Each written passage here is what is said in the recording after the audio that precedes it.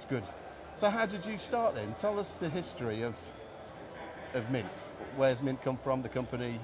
So we come from India. Yeah. Our factory is based in Gujarat, Kandla. Okay. And we started in 2020.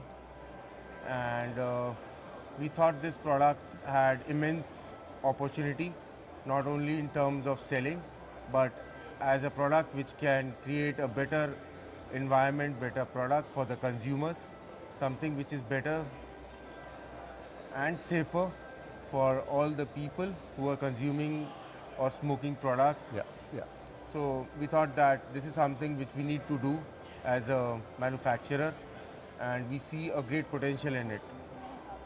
And we see that this can not only create a smoke-free environment, but also give people an opportunity, something which they didn't had earlier with traditional tobacco products, whether it was smoking or chewing, how much they want to consume any kind of nicotine, which I like best about this product. Yeah. So where's your core markets? Where are you selling at the moment?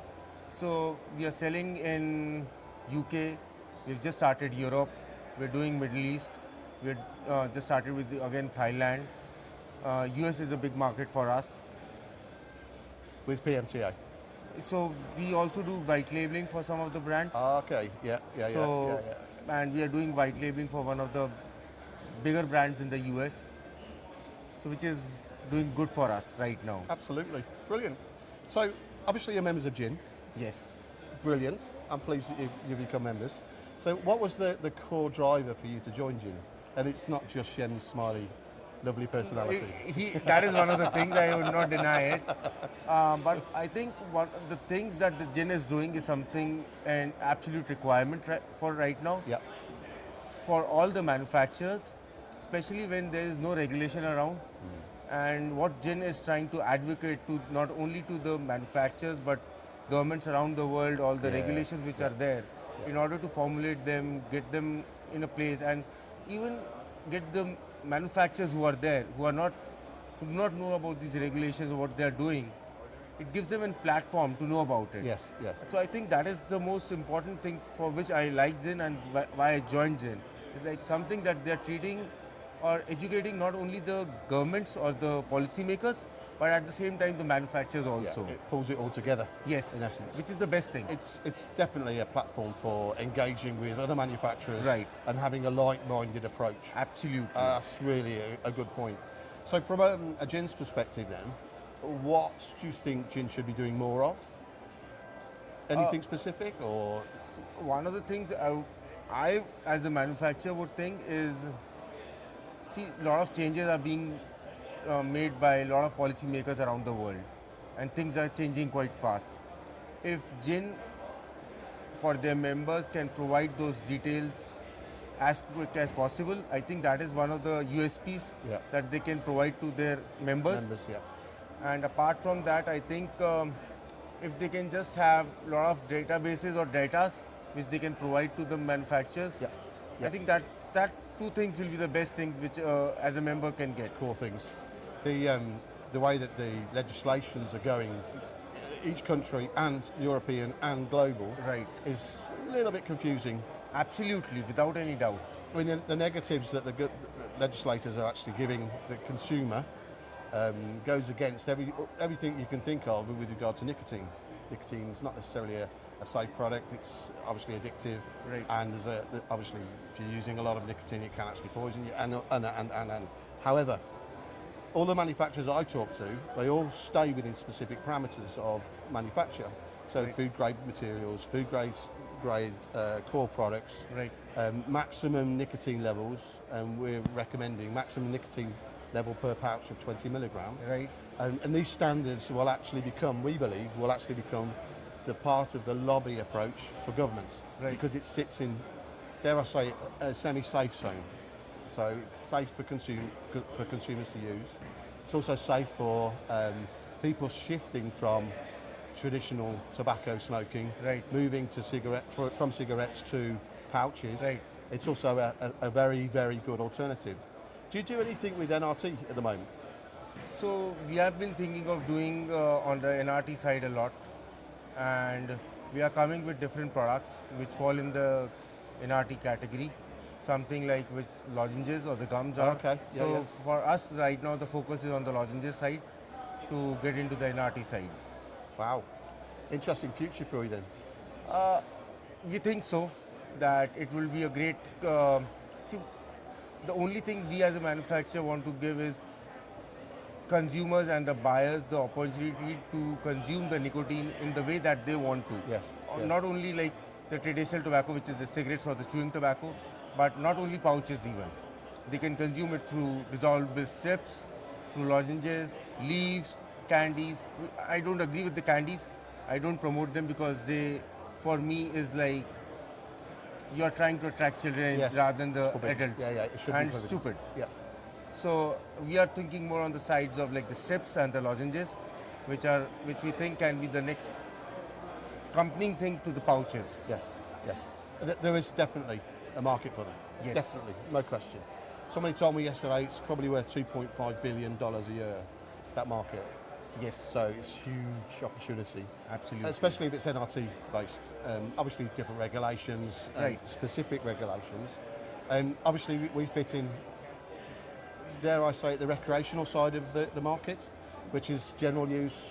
Consumers use it in social environments, work environments and what have you. Whereas NRT is very specific, it's very Yes. formal, I would Yes. say.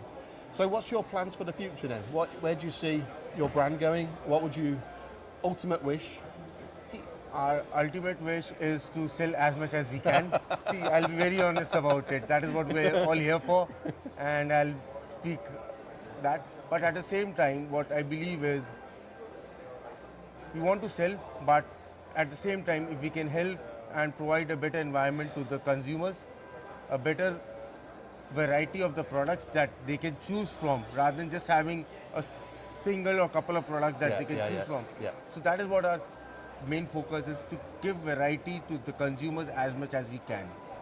Wow, brilliant. Thank you for the interview. Absolutely, it It's was a pleasure. lovely. It's a pleasure to chat with you. It was an honor. No, it's my honour. So let's Thank say you. it's both are of our honors. Oh yeah, always, yeah. So Thank you. This is for you. Ah, thank you very much. Perfect. Thank you. Oh, very nice. This, I must say, this is incredible. This is absolutely. I saw a video recently with one of the big brands. You must try this flavor if you try the pouches. You must try this flavor for you.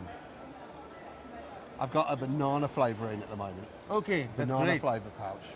And I must admit, it tastes like a banana milkshake. So the two Thank you. fruity flavors that we have got. Thank you. So see, the two flavors that we have got, the fruity ones, the mango and the lychee. You must try them actually. They're in there. No, I think mango is not there. So what nicotine I like sense? I like sweet. I got up to 16 milligrams. 60. 16. 16. Yeah. So let me give you 18 then, Ah, okay. because that's the highest strength that we have got. So I'll try we it. follow. See, we feel that 20 is the highest, and our 18 feels like 20. That's, I tried a 24 milligram pouch. Okay. It was just a bit too strong for me. But I do like the sweet taste. Okay. I've always got a pouch. I'm using a can a day at the moment. I'm a high user, so and if I'm driving a lot, I might use 1.5 cans. So one of the things that we are also trying to advocate is, see, there are a lot of flavor bans which are happening, and a lot of the policymakers think that the flavors are the ones which are attracting the young population more than the nicotine itself. Yeah. So what we have tried to do is we are trying to come out with the flavorless pouches again. So I'll show you this. Flavorless. Yes. So this is our flavorless pouches. So we call it sweet because you'll just get a bit of sweetness inside, but there's no flavor inside. It's just sweetener then. It's not even a sweetener. It's just give you a taste of a little sugar. Nothing else. okay. Just to enhance your nicotine. Can I have a look? Yeah, please go ahead. Oh, no, I'll have a look on the back. Sorry. Yeah, please go ahead. Ingredients. Absolutely. Yeah, it's sweetener. Yes. So it's slightly sweeter than most. And that is just to enhance the nicotine taste. Nothing is. I want to try this one. if you want. Absolutely, please go ahead. And I'll try the other ones that might, if I can take those. Yeah, please, it's all yours. Tastes nice. So I hope you like it. There's a kick on the money. That instant, the moment you put it in, that is really where the market is. When you talk to consumers, there's a whole mixed range. So Right. people don't like the sting, people do like the sting. They want something that'll give them a little sting, all of the above. Right. But I would say the established user of nicotine patches is looking for something different. So they might use a brand that's, I'm not going to mention any brands, but they might use a brand that they've used for a long time because it's got 30 milligram plus. Usually it's, from my experiences, usually it's because people are looking for that initial burn. Right. So technology that's being developed now by all manufacturers, including when I've just put this in, is to give them that little burn straight away. Instant hit. Straight away. Right. And it gives the impression it's a higher strength. But in reality, it's a lower strength nicotine. Right. So I think that's a technology that's there for the future, and I think more brands are starting to go this way, and it's really where the consumer needs to be. I talk to all sorts of different types of consumers, and you'll have a whole mixed opinion, but everybody wants to reduce the nicotine intake. They want to bring it down. They don't want to come off them. Absolutely. But they can't. Although hopefully they won't be able to buy a 30 milligram nicotine patch in the future. So where they're going to go? Yeah, we all hope so. But where they're going to go? But they still want that initial burn. Right. So they can find a product, mainstream product, that's 8, 10, 12, 14, whatever the milligram level, but below the 20. Right. That gives them that slight bit of burn, which is engineering. It's Right. good. It's clever engineering. Gives the impression, and that's the bit that they chase, as well as the nicotine intake. Right. It's clever, very clever. See, I think that is something depends upon country to country, palate to palate, flavor to flavors, and there are certain people who might not even like the instant hit. They want more long-lasting Yeah. transformation. This is the next stage. Yeah. I think even depends upon male to female also. They might not like that instant hit as the males might. Yeah. And it also depends upon whether you are, what kind of a cigarette smoker you are, or a traditional chewing tobacco user you are. So I think there are a lot of permutation and combination, and you need to cater to all those people through different products. And that is what I think driving force is to provide the consumers the experience that they want, not the experience that we have created. So we need to cater to all the consumers in the way that they want to use the nicotine in. As you said, there's not a, you like the instant hit, but there might be people who might not like the instant. They want something very slow or release. So that is what we have been trying to create now over the years. I remember last night even, I was talking to Robert Seibon, who's responsible for our standards within GINN. You know Rob. I know. You know Sid. And he said that the technology, the way he thinks the future's going to go, and I believe he's right, is about the release. A longer curve, a longer release time. So he met somebody yesterday here at the halls in Instabac that talks about a 30-minute nicotine release, over 30 minutes. Yes. Which makes a massive difference. So consumers don't really understand this yet, but the manufacturers, they will play with the engineering, they'll play with the technology, they'll develop new products. Absolutely. And that is the future of the nicotine patch market. And it's not about being the future. You need to develop and get a better product to your buyers, your consumers, so that they can enjoy the product more. Yes. And not be just addicted to it. Yes. And you want them to enjoy the product. So where do you sell right now? See, we are selling in UK. UK. So Thailand. You've set up distribution in UK? Yes. Okay. So we have distributors over there in the UK. Good. We have distributors in Thailand. Yeah. We have distributors in Middle East.